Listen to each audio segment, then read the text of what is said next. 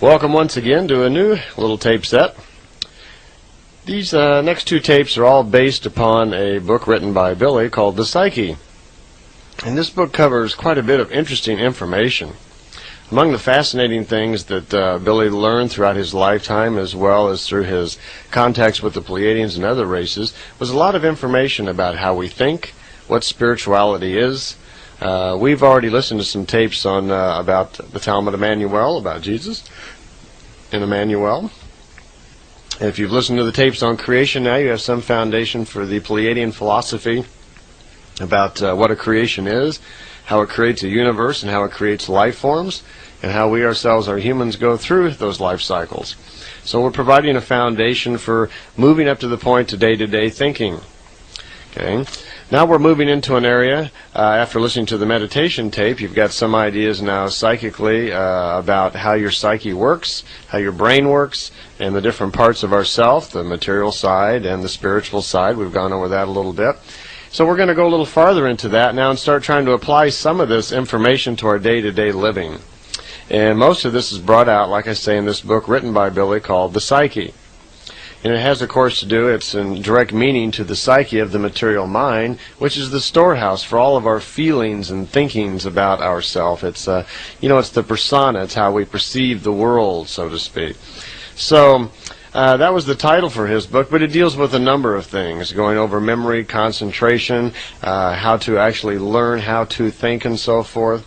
And so all of this is about developing a correct psyche in your material life. Most of us go through our lives, a little bit confused, trying to figure out why we're here, what we're doing, things. And if you just look around you, notice all the people that are, reacting strangely to different things in life. They somehow will get frustrated or angry or whatever, or they get depressed. Surely you must know some people that are very positive and everything just seems to go well for them. They seem to be very lucky in life, and they always seem to have an attitude that serves them well, so things go their way in life. They're always up. Okay? And other people seem to be sometimes always kind of depressed. And these are the people that can't seem to ever do anything right. And they always have an attitude like, oh, woe is me, it just won't work, or I don't know what to do, and so forth. And of course, we're all different, so we're all at varying stages and mixes of attitudes. But that attitude we form about life, that big attitude that's in our psyche, all those feelings and thinkings that we get, project really how we deal with life. And that's what this book is all about. At the very beginning of the little book on the psyche, Billy has a little thing on spirit healing to define what that is, because it starts to set the framework for the things that we're going to talk about and brings up some important points about what a spirit actually does. Spirit healing. You've probably all heard that phrase. It indicates someone who heals someone else by virtue of the spirit. Spirit healing means healing through the powers of the spirit. Powers of the spirit. That's an interesting phrase. We have a material conscious mind. We're beginning to understand that we also are spiritual beings, but does the spirit actually have power? Yes, it does. And that power is created through a knowledgeable clarity of thought, where we manifest thoughts and feelings and ideas, and the spirit becomes strengthened in that. It gains in its personal force through power of thinking, through power of knowledge, through power of wisdom. So when we say the power of the spirit, which means that we are, using today's word, programming the spirit through wisdom, knowledge, and clear thinking, we begin to program the spirit to be able to have knowledge of its own and grow. It, of course, already has some wisdom. It has the wisdom, the accumulated wisdom of previous lives that we can build upon. Now we're going to add new things to it, new thoughts, new logic, and so forth, that make the spirit even stronger. And as we start, addressing the things in life, the difficulties and problems of life, using our spirit, which cannot be ill, cannot be logical, and so forth, when we can call upon that great power of our spirit, which also has the force of being able and the ability to be able to call upon the force of the universe within itself, then, we can deal with things very strongly. This is real power. When we have power even beyond ourselves, power that we are capable of call upon, this universal power, the power of creation that is out there and available to all of us. So when we say spirit healing means healing through the powers of the spirit, We're talking about being able to provide the power through the use of our spirit, provide logic and ability to someone else that they can kind of use, kind of borrow, kind of get themselves jump-started to heal themselves. So you can activate the spirit of a sick person.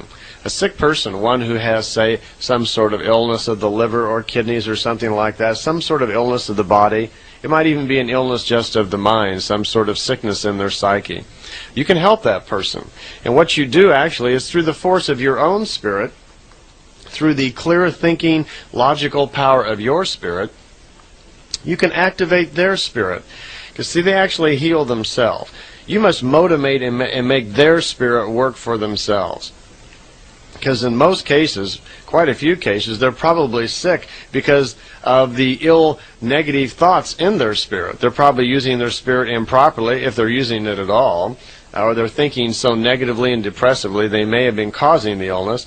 But at any rate, their spirit is probably down and they're not knowledgeable or aware that they can actually use their spirit to correct an illness that's within the body.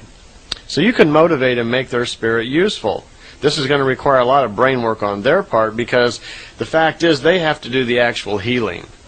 You know, it's possible that yourself, you can lend a hand, so to speak, some power of your own spirit through logic and clarity to get them started and so forth, but they have to want to do it themselves. There are people, of course, among us who are stronger at this than others. There are people whose force of spirit sometimes is so strong they can almost effect a cure or healing all by themselves. By the pure nature of their own spirit, they can actually cause another person's spirit to do things, to actually set things in motion in another person and cause the healing.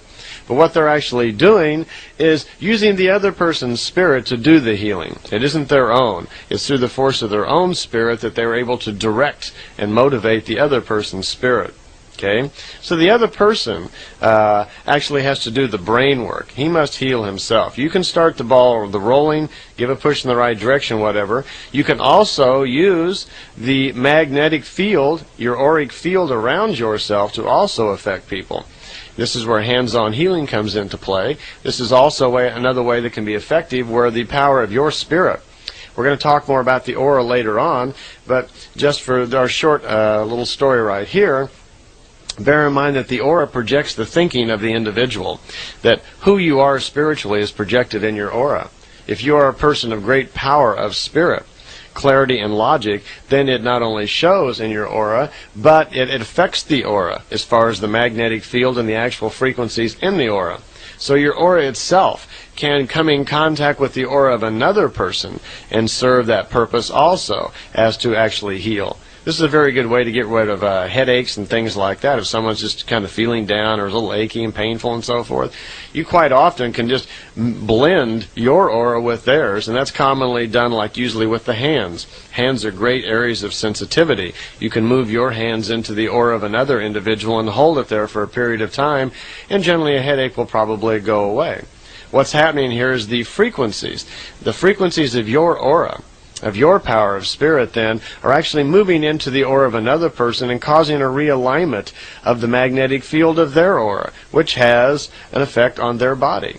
So that's entirely possible also. The person, though, normally has to accomplish his healing on his own through the power of his own spirit. And this is going to require an awful lot of neutral, positive, what we call mental attitude, which I'll explain more on, but basically it's what's called balanced thinking, where the person then, the force of his spirit doesn't think negatively. The force of his spirit doesn't think negatively or positively. It thinks neutral, and that's referred to as neutral positive, meaning that by thinking neutrally, you're going to have a positive effect on yourself. Okay? The spirit healer or healer is someone who through mental powers is able to help or even cure an ailing person. In most cases now, this is not a professional person. Generally on this planet right now, professional people who aspire to be doctors, psychiatrists, and psychologists and so forth generally do not subscribe to what we're talking about, which would be referred to as metaphysical thinking or spiritual thinking. They generally don't use these techniques. The reason for that is, if you go to college in our country or most countries, that you have to take the courses that they prescribe in order to get the degree. If you don't get the degree, then you can't have the title. If you don't have the title, you can't get customers. In order to be a doctor, you must take certain classes. You have to subscribe along with the standards set by the medical institution of whatever country you're in. And when you put your shingle out on the door, then you are given a set of guidelines by which you can operate if you wish to, remain with the title that you have. If you want to be Dr. Whitworth or whatever it is, then you have to, use the methods that you learned in college, and you have to follow the guidelines prescribed to you by your American Medical Association, which tells you which drugs that you can sell and prescribe, which ones that you can't, which kinds of curing or healing techniques that you are allowed to use, and which ones you cannot. This is dictated to the doctors. So the doctors in most cases don't have a lot to say so, especially in today's market, in today's society in America, where we're so attorney crazy. If a doctor were to actually try something, border science idea, like try to affect cancer with ozone or hydrogen peroxide, or one of these border science ideas which do prove quite useful in many cases, he can lose his license. Oddly enough, there are many doctors even in jail right now because they tried things like this. So it's our legal system leaves something to be desired in this area for sure. It's a shame that many people, I would say, many potential cures and ways of making people feel better are suppressed in our country strictly out of economics. But in any case, that's the main reason why most of these doctors don't use these methods. The other is just ignorance, and by that I mean ignorant of the information. These are not ignorant people. For the most part, people who put their energy into becoming a professional doctor, whatever, are very intelligent people. They have to be to pass all the classes and gain the knowledge. Okay? But on the other hand, because that there is no professionalism really in spirituality and metaphysics and so forth, there are many people claiming that they can do things and are complete charlatans. We have to watch out for that also, because there are no requirements, licensing, studies involved to go out and call yourself a spirit healer. All that's really necessary is you go down to the local print store and get some cards made up and maybe tell somebody that you can cure them, and they'll say, sure, give it a try. They figure they got nothing to lose because you're not going to stick anything in them, make them take anything or whatever. And generally the person will, do some form of whatever they do, but most people really are not aware. They probably mean well, but they're probably not very effective either. So we have to be careful of unscrupulous people who would take advantage of us. It's one thing if someone who believes they have some ability or some power to help another, because actually we all do. If they're not charging for it, then it's fine. But beware of the individual who suddenly is charging a lot. If they are, let's get some references. If someone wants to charge heavily to perform some sort of spirit healing on you, I would suggest you talk to someone else they performed that on, and make sure in your own mind that you have the potential of probably getting some good satisfaction here. Healing through prayer, is that possible? Yes, it is. The reason is that we talk about the force of the Spirit. Okay, well, if you believe in prayer, if this has become part of you, and you put great strength into that, then your spirit does reinforce that.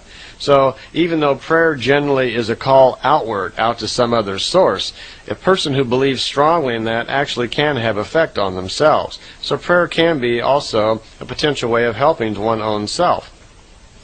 Okay, the information that Billy put into this book, this is not a book like a story or whatever, and it's as a book, it's frankly not even written that well. By that I mean it's not laid out well, and it is just 60, 70 pages of information about the Spirit, about how we heal and protect ourselves, and about how we form the Spirit, and how we develop that psyche, that feeling and thinking center of our material brain. So I'm going to go through the ideas, and towards the end on the next tape, I'm going to give you some ideas on how you can go about through step-by-step developing a lot of things yourself. That's not in the book, so I'll have to kind of I'm going to go through that and add that part on myself. Billy's book does not go to the extent of actually showing you practically how to do things. There are no exercises and so forth. There are simply explanations of what you have to learn. And that's not really very simple, as you're going to see and hear about. There's a lot of new ideas contained in here. So I'll try to provide you some sort of explanation of exercises and examples you can go through to actually work on these things at yourself. Okay? The purpose, of course, of this information in this little book that he wrote was to